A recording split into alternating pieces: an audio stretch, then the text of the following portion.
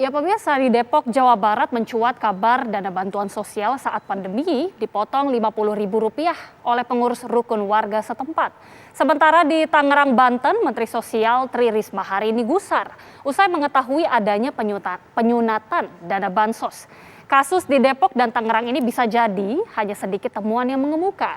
Namun mengapa pemerintah seakan tidak berdaya memperbaiki sistem penyaluran bansos agar tiada celah untuk diselewengkan? Kami akan membahasnya bersama dengan politisi PDI Perjuangan Arteria Dahlan dan juga ada anggota Komisi 3 dari fraksi Partai Demokrat Santoso dan juga ada pengamat kebijakan publik Agus Pambagio. Kita sapa terlebih dahulu. Selamat petang Bapak-bapak, sehat semua ya? Selamat petang, sehat. Baik. Terima kasih atas kesediaannya sudah bergabung di TV One. Alhamdulillah sehat. Baik, kita awali mungkin terlebih dahulu dari Pak Santoso karena kita tahu Partai Demokrat ini cukup kritis mengenai isu bansos ini. Pak Santoso, kita ketahui bahwa ini kan sebenarnya bermula dari Menteri Sosial Tri Risma hari ini yang kemudian marah-marah karena ada penyaluran bantuan sosial ini tidak sesuai nominalnya dan tidak sampai kepada masyarakat. Adanya potensi atau terjadi kecurangan. Apa kemudian evaluasi yang bisa diberikan dari Partai Demokrat? Terima kasih Mbak Agita. Jadi apa yang terjadi saat ini di mana langsung dilihat, dirasakan oleh Menteri Sosial sehubungan dengan penyaluran bansos kepada masyarakat di mana terjadi pemotongan informasinya meskipun setelah ini banyak juga dari masyarakat yang menyatakan tidak ada pemotongan, kemudian dari pihak panitia yang melakukan pemotongan itu juga menyampaikan dimintakan kesadaran dari masyarakat tanpa adanya unsur paksaan. Jadi menurut saya yang paling pokok adalah agar kejadian ini tidak terulang. Yang pertama harus ada sebuah sistem yang dapat mencegah pemotongan secara sepihak itu yang dilakukan oleh para petugas-petugas di lapangan maupun dari pihak masyarakat. Jadi sebelum disalurkan mesti ada aturan yang tegas dari Kementerian Sosial sehubungan dengan pelaksanaan itu. Kemudian yang berikutnya, supaya hal ini juga tidak terjadi, saya berharap agar penyimpangan-penyimpangan yang dilakukan terkait dengan bansos ini jangan hanya tajam ke bawah tapi tumpul ke atas. Tadi untuk urusan seperti ini saja dari kejaksaan sudah membentuk tim dan lain sebagainya melakukan investigasi seperti ini.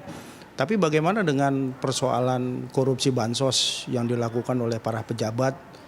Sudah sejauh mana pihak aparat penegak hukum melakukan hal-hal terkait dengan penyelidikan itu agar tidak terjadi di kemudian hari, bukan hanya di bansos yang bernilai besar, tapi juga pada bansos-bansos yang nilainya kecil di tengah-tengah masyarakat.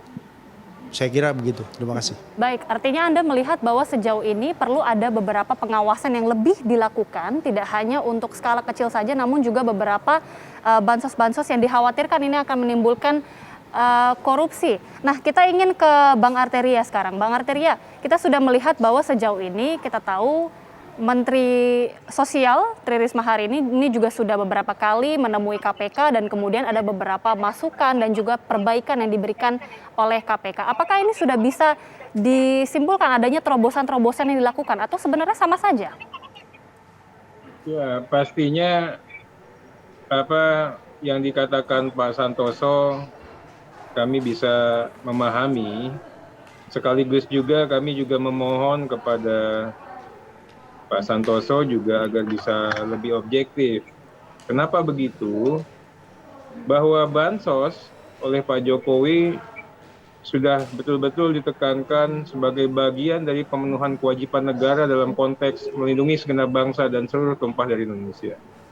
Bansos harus merepresentasikan sebagai bukti hadirnya negara untuk melindungi warga negara. Permasalahan bansos ini sudah sejak lama, sudah dari dulu diantisipasi. Jadi bukan hanya masalah pada saat COVID saja ini, Pak Santoso. Kita sangat serius bagaimana menghadirkan jaring pengaman sosial yang namanya social safety net yang betul-betul mempunyai kemanfaatan. Seiring dengan kejadian COVID, 744 triliun kita gelontorkan. Memastikan tidak hanya sampai, tapi bagaimana hak-hak penerima bantuan itu terpenuhi secara paripurna. Bagaimana akurasi, bagaimana ketepatan yang berhak menerima itu wajib hukumnya ya tercapai secara paripurna.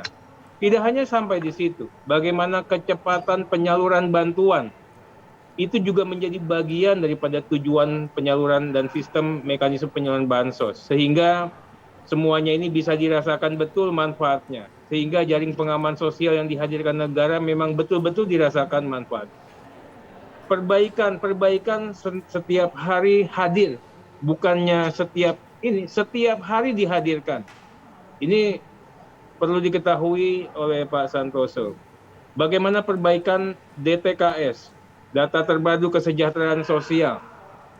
Ini sudah mengacu betul apa yang disampaikan dalam 5 rekomendasi KPK.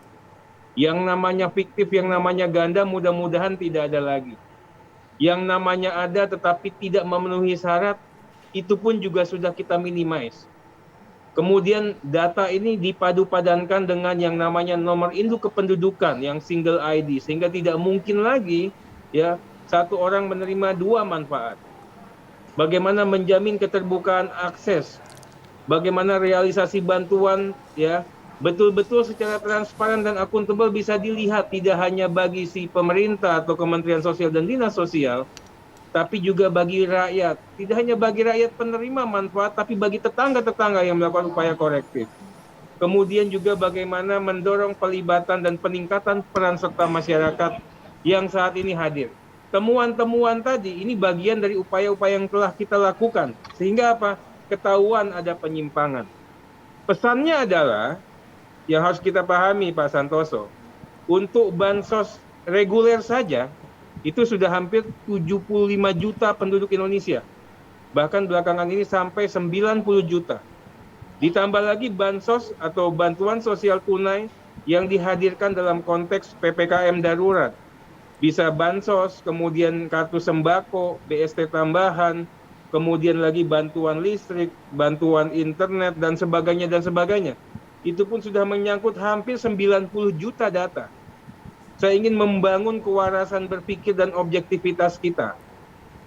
Kejadian ini kita akui memang tidak ada yang sangat sempurna. Tapi ini jauh dan sangat jauh lebih baik daripada keadaan, daripada sistem, daripada cara penyaluran bansos sebelum-sebelumnya. Baik. Ini kan begitu ada penyimpangan langsung bisa dinotifikasi. Begitu ada notifikasi, penegak hukum bisa datang. Yang repotnya, sistem membuka ruang untuk menyimpang. Kalau di sini sudah nggak bisa lagi, Mbak. Begitu ada penyimpangan, bisa dideteksi. Ketahuan langsung.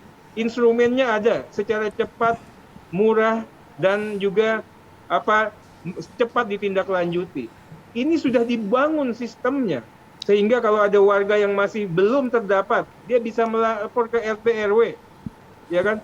Kemudian RT RW itu bisa mendapatkan plafon atau program yang namanya bantuan sosial tunai tambahan, versinya Pemda, versinya RT RW dan Lurah. Baik, Bang Arteria. Saat ini ya, Baik, kita sudah yang menangkap namanya poinnya. orang nggak dapat bansos itu sudah kayaknya mudah-mudahan bisa kita minimize. Baik, kita harapkan demikian karena begitu banyaknya, betul. mungkin saja ada yang belum sempurna, tapi jumlahnya kita yakinkan yang dapat ini hampir 100 juta.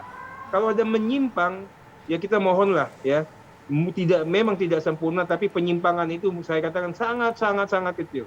Ya, penyimpangan sudah jauh lebih kecil dan dikatakan juga bahwa beberapa sudah ada perbaikan yang dilakukan. Tapi faktanya kita melihat kasusnya saja ini sudah ada terjadi dan tidak hanya sekali, tapi juga lebih dari 2 kali. Mungkin nanti bisa dijawab oleh Bang Arteria dan juga kita ingin mendengarkan pendapat dari Pak Agus Pambagio. Namun usai jeda pemirsa, Kabar Petang Pilihan akan kembali sesaat lagi.